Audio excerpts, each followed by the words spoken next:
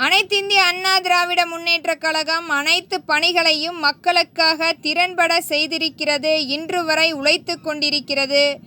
இன்றைய ஆட்சி பொறுப்பில் இருப்பவர்கள் திராவிட முன்னேற்றக் கழகத்தில் போக்குவரத்து துறையில் மிகப்பெரிய நஷ்டம் ஏற்பட்டு இருப்பதாக தனியார் நபரிடம் விற்றுவிடுவதாக சொல்லி பேரம் பேசிக்கொண்டிருக்கிறார்கள். மிகப்பெரிய ஒரு தொகையை கமிஷனாக பெற்றுக்கொள்ளலாம் என்று பேசிக்கொண்டிருக்கிறார்கள். ஆனால் இன்று வரை அந்த துறையில் வேலை செய்யும் ஊழியர்களுக்கு ஓய்வூதிய திட்டம் இன்று வரை நிலுவையில் உள்ளது.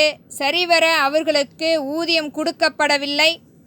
அவர்களுக்கென எந்த ஒரு புதிய திட்டத்தையும் ஏற்படுத்தப்படவில்லை. அவர்களுக்கென வீட்டு மனை பட்டா அல்லது வீட்டு மனைகள் கட்டி கொடுக்கப்படவில்லை.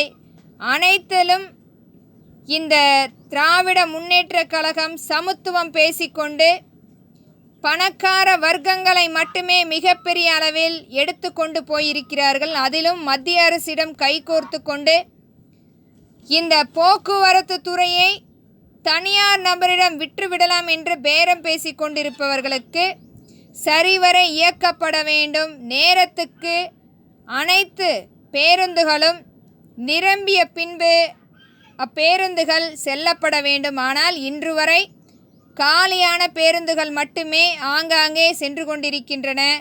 ஒன்றுக்கு பின் ஒன்று அதே நேரத்தை செயல்பட்டு கொண்டிருப்பதை நாம் வெகு நாட்களாக நாமளும் பார்த்து கொண்டிருக்கிறோம். முறையற்ற செயலாக திறன்பட செயல்படுத்தப்படவில்லை.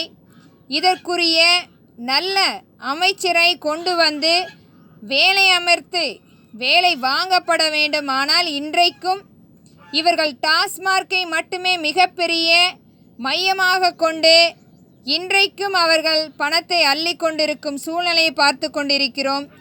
அந்த போக்குவரத்து கழகத்தில் வேலை செய்யும் மக்களுக்காக இவர்கள் அவர்களுடைய ஓய்வூதிய திட்டத்தை முறைப்படுத்தி அவர்களுக்கென சலுகைகள் கொண்டு வந்து செயலாற்றப்பட வேண்டும் என்பதே அனைத்திந்திய அண்ணா திராவிட முன்னேற்றக் கழகத்தின் வேண்டுகோளாக பதிவிடுகிறேன். நன்றி.